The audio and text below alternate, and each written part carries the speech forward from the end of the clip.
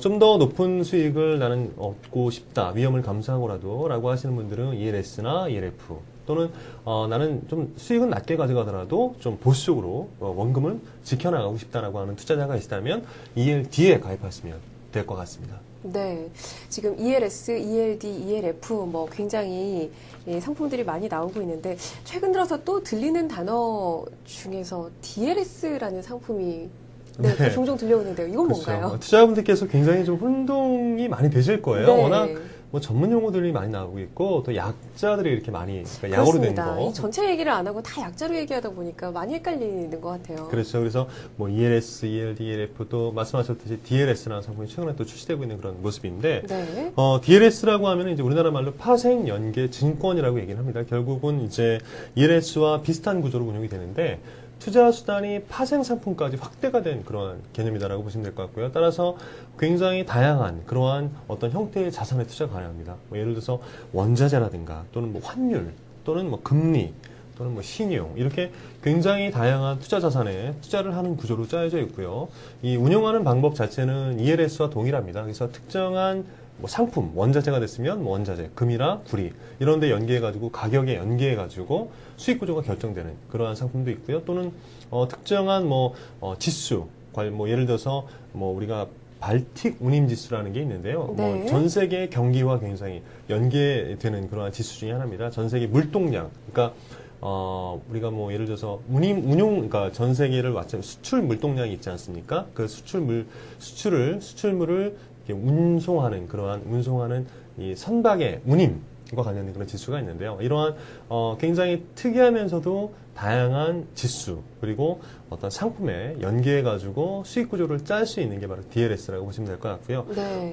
최근에 보면은 DLS가 우리나라 시장에서도 굉장히 급성장을 하고 있는데 2008년에 우리나라 뭐 DLS가 1조가 조금 넘는 그런 정도였는데 불과 1년 만에 2009년에 우리나라 DLS 발행 규모가 1조 9천억까지 성장을 하면서 1년에 40%가 넘는 그러한 성장세를 보이고 있습니다. 그래서 앞으로 이제 우리나라 뭐 투자자분들께서도 이 DLS에 많이 관심을 가지실 테고요. DLS도 역시 ELS와 마찬가지로 주식과 채권의 중간 성격의 상품이고요. 또 원금 보장 기능도 일정 부분 있기 때문에 이러한 DLS 상품에 좀 관심을 많이 가지시면 좋지 않을까 하는 생각이 듭니다. 네.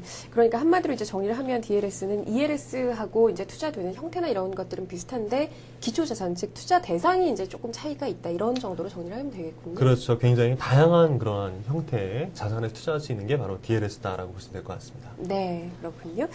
자, 여러 가지 상품에 대해서 얘기를 나누고 있는데 최근 들어서 또 최근 들어서 관심은 아닙니다만은 지금 얘기하는 이 흐름에서 빼놓을 수 없는 게 있다면 바로 지수상장 펀드 ETF가 아닐까라는 생각이 드는데. 네, 맞습니다. 예, ETF 뭐 몇 번 자세히 소개를 해주시기도 했지만 간략하게 다시 한번 좀 소개 말씀을 부탁을 드리죠. 네, 뭐 우리가 많이들 투자하시는 게 이제 펀드도 많이 투자하시고 계시고 ETF 시장은 우리나라에서 좀 많이 성장하고 있는데 역시 펀드와 마찬가지로 ETF도 우리가 관심을 가져야 된다는 의미에서 제가 이번 시간에도 역시 ETF에 대한 그런 여러 가지 최근에 나오고 있는 신종 ETF에 대한 내용을 좀 준비를 해봤는데 네. ETF의 장점은 뭐 예전에도 많이 말씀을 드렸습니다만 굉장히 다양합니다. 그래서 우리가 ETF라고 하면은 이제 우리나라 말로 상장 지수 펀드라고 하는데 일반적인 펀드를 우리가 가입하시는 펀드와 동일한 형태면서도 이 상장을 시키기 때문에 굉장히 유동성이 풍부한 그런 모습이고요. 또 일반적으로 주식을 사고 파는 것처럼 이 ETF 역시 내가 실제 현재 가격을 내가 직접 보면서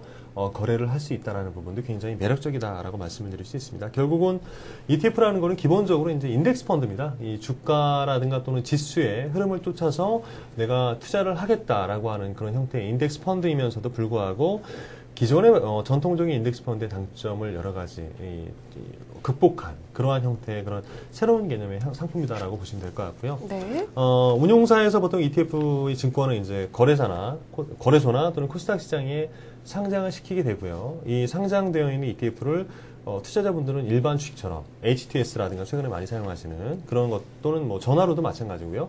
매매를 자유롭게 하실 수 있습니다. 그래서 이러한 ETF라는 상품이 최근에 좀 많이 등장을 하고 있다라고 보시면 될 것 같고요. 특히나 이제 최근에 과거와는 좀 틀리게 여러 가지 새로운 형태의 신종 ETF라는 게 시장에 매우 많이 등장을 하고 있습니다.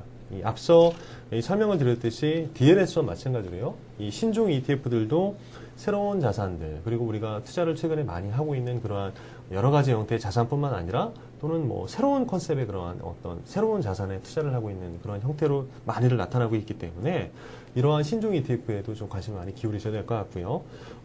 역시 ETF라는 게 신종 ETF든 아니면 기존 ETF든 마찬가지로 적은 비용으로 투자를 할 수 있다는 부분이 굉장히 큰 장점입니다. 이 말씀은 일반 주식형 펀드라든가 또는 인덱스 펀드 대비해서 ETF가 굉장히 우리가 보수, 최근에 좀 민감하게 생각하시는데 네. 이 보수가 굉장히 저렴하기 때문에요. 일반적으로 ETF는 뭐 0.2%에서 0.5% 정도밖에 보수가 안 됩니다. 그래서 일반 주식형 펀드 보수의 뭐 10분의 1 수준 또는 인덱스 펀드도 굉장히 저렴한 보수를 가지고 있는데도 불구하고 인덱스 펀드가 보통 한 1에서 1.5% 정도 되거든요. 그래서 인덱스 펀드 대비해서도 굉장히 저렴한 그러한 부분을 보수를 가지고 있다라고 보시면 될 것 같습니다. 그래서 인덱스 펀드에 앞으로 좀 관심을 기울이셔야 될 것 같고요. 네. 네네. 이제 궁금한 점이 그전에도 한번 설명을 해주시긴 했습니다만 일반 인덱스 펀드하고의 차이점이라 그럴까요? 좀 그런 부분이 어떻게 되는지도 좀 궁금한데요. 네, 뭐 앞서 잠깐 설명드렸습니다만 ETF라는 상품은 이제 기본적으로 인덱스 펀드 형태를 가지고 있습니다. 이 반면에 이제 여기 표를 통해서 한번 정리를 해봤는데요. 네. 여러 가지 인덱스 펀드와 좀 다른 부분이 있어요. 그러니까 아까 말씀드렸듯이 ETF는 펀드의 형태이면서도 상장을 시킨다는 거 말씀드렸습니다. 그래서 우리가 뭐 기본적으로 신문을 보시면 주가가 매일매일 발표가 되는데요. 거기에 보시면 한편에 ETF 상품의 가격이 현재 어떻게 형성이 되어 있는지도 신문에 매일매일 나오고 있어요. 네. 그래서 이 가격을 보고 내가 자유롭게 매매를 할 수 있다라고 하는 부분이 굉장히 큰 장점이고요. 여기 나와 있듯이 인덱스 펀드 또는 뭐 공이 다른 어떤 주식형 펀드라든가 다른 형태의 펀드들도 다 장중에 매매가 불가능하지 않습니까? 근데 ETF는 주식과 동일하게 장중 매매가 가능하고요. 또 환매나 뭐 이런 부분들도 원하는 가격에 바로바로 실시간으로 가능합니다. HTS 시스템을 통해서 또는 전화로 주문을 내면 바로바로 내가 환매를 할 수 있는 부분이죠. 반면에 이제 네. 인덱스 펀드는 환매 결정을 내가 오늘 환매를 하시게 되면 내일 기준 가격으로 적용이 되기 때문에 실제로 내가 현재 보는 가격보다 좀 약간 차이가 날 수 있다는 부분이 있겠죠. 그렇죠. 예. 그리고 이제 보수 부분도 역시 인덱스 펀드 대비해서 훨씬 저렴한 보수를 가지고 있고요. 뭐 일반적인 그런 주식의 기능들, 신용 거래가 가능하다라는 부분도 가지고 있으면서 또 펀드의 특징을 또 가지고 있는 그러한 어떤 굉장히 장점을 모아놓은 상품이다라고 보시면 될 것 같습니다. 네, ETF와 인덱스 펀드 비교를 해주셨고요. 앞서서 잠깐 ETF, 신종 ETF, 신종 상품에 대해서 말씀을 해주셨는데 그 부분이 좀 더 궁금해지는데요. 조금 더 자세히 설명을 해주시죠. 네, 뭐 ETF 최근에 굉장히 다양한 형태로 ETF가 출시가 되고 있고 특히나 2009년 2월부터 시작된 자본시장법 시행 이후에요. ETF가 굉장히 활성화될 수 있는 길이 열렸습니다. 그래서 국내 시장에서 ETF가 굉장히 다양화될 수 있는 그런 앞으로의 기회가 많아졌다고 보시면 될 것 같고요. 네. 작년 말에 출시된 ETF, 신종 ETF 상품 몇 가지를 먼저 설명을 드리면 국고채 ETF, 그리고 통한채 ETF가 작년 말에 좀 출시가 됐는데요. 이 국고채 ETF, 그동안 우리나라 투자자분들께서 좀 안정적인 그런 수단으로 우리가 국고채에 투자를 하고 싶다라고 생각하시는 투자자분들이 많으셨을 텐데 국고채 ETF에 투자하려면 최소 단위가 좀 큽니다.